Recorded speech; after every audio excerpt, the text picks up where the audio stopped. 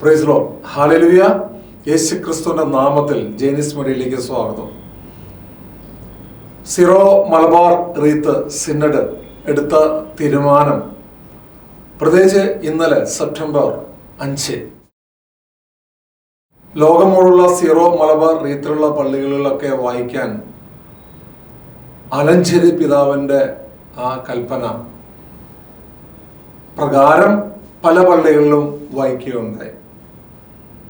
അതില് വളരെ വിവാദമായി മാറിയത് ആലുവായിലെ പ്രസന്നപുരത്തിലുള്ള പള്ളിയിലാണ്. ഒരു ചെറിയ കൊച്ചു പള്ളിയില് വിവാദം ഉണ്ടാക്കിയവര് പുറത്തുനിന്ന് വന്നതാണ് കുറച്ച് ഇടവകക്കാർ.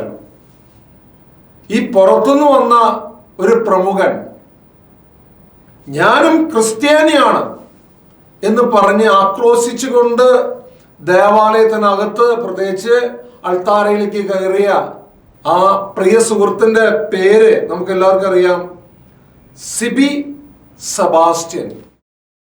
സിബി സെബാസ്റ്റ്യൻ എന്ന വ്യക്തിയുടെ ഫേസ്ബുക്ക് പോസ്റ്റൊക്കെ നോക്കി കഴിഞ്ഞപ്പോഴാണ് അതില് കുറച്ച് നാളുകളായി നമ്മൾ ജെയിനിസ് മീഡിയയിലൂടെയും പല യൂട്യൂബ് ചാനലിലൂടെയും ഉപഗ്രഹ ചാനലിലൂടെയൊക്കെ വലിയ വിവാദമായി മാറിയ ഈശോ എന്ന സിനിമയുടെ ഡയറക്ടറായ നാദിർഷയുടെ ഒപ്പമുള്ള ഒരു ഫോട്ടോ നമുക്ക് സംശയിക്കേണ്ടിയിരിക്കുന്നു.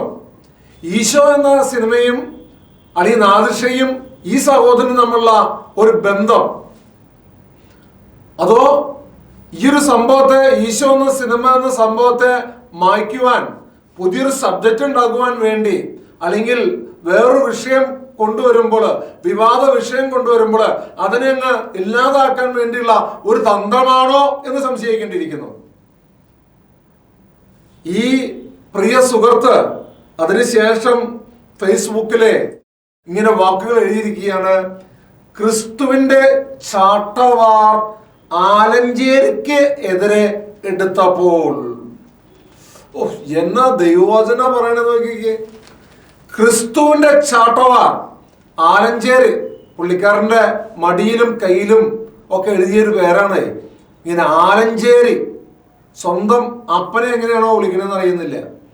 സിറോ മലബാർ സഭയുടെ പരമോന്നത അധ്യക്ഷനായ മാർ ആലഞ്ചേരി പിതാവിനെ ആ പുള്ളിക്കാരൻ മടിയിലിട്ട പേര് പോലെ പറഞ്ഞിരിക്കുകയാണ്: ആലഞ്ചേരിക്കെതിരെ ഞാൻ എടുത്തപ്പോൾ, ക്രിസ്തു ഉപയോഗിച്ച ചാട്ട ആലഞ്ചേരിക്കെതിരെ എടുത്തപ്പോൾ.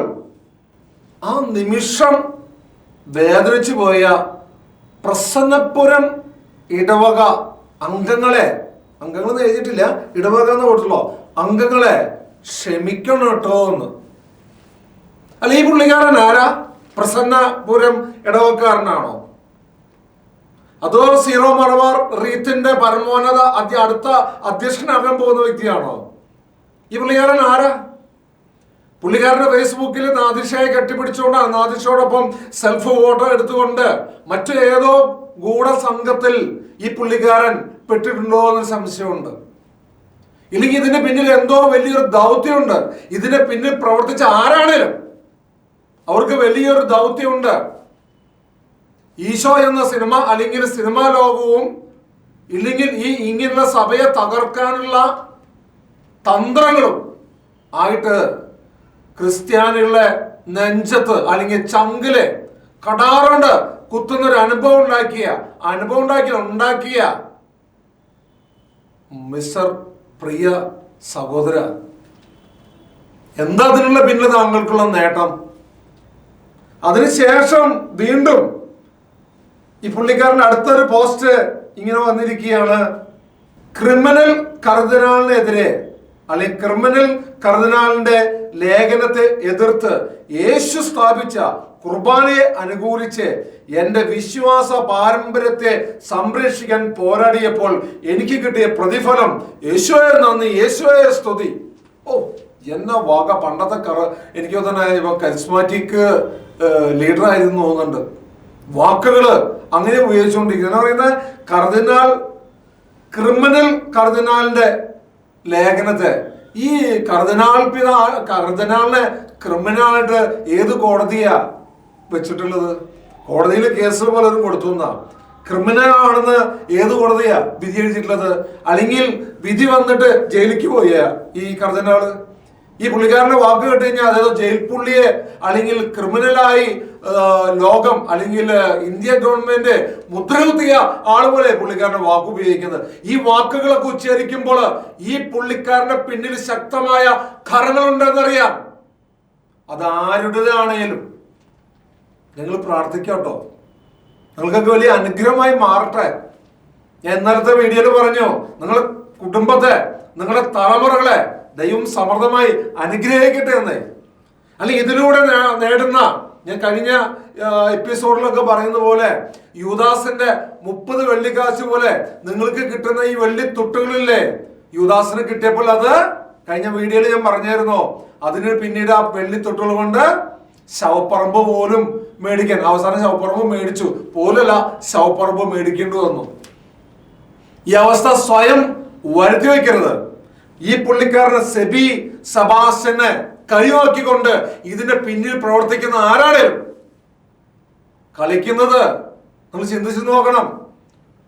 നമ്മൾ ചെറുപ്പം മുതൽ കണ്ടുകൊണ്ടിരിക്കുന്ന ഇത്രയും വലിയ കുദാശിയായ വിശുദ്ധ കുർബാന, ഈ പരമോന്നത കുദാശിയായ വിശുദ്ധ കുർബാന നടക്കുന്ന ബലിപീഠത്തിലേക്ക് ഈ നിസ്സാര കാര്യത്തിന് വേണ്ടി ഇടിച്ചു കയറികൊണ്ട് സംഭവിച്ചൊക്കെ ലോക മനസാക്ഷിയെ ഞെട്ടിച്ചുകൊണ്ട് നീ അല്ലെങ്കിൽ താങ്കള് ഒരു ഹീറോ ആകാൻ ശ്രമിക്കാൻ താങ്കൾക്ക് കൂട്ടുനിന്നവരാണേലും ഇതിനൊക്കെ ഉത്തരം കൊടുക്കണം കേട്ടോ, ശക്തമായ ഉത്തരം കൊടുക്കണം.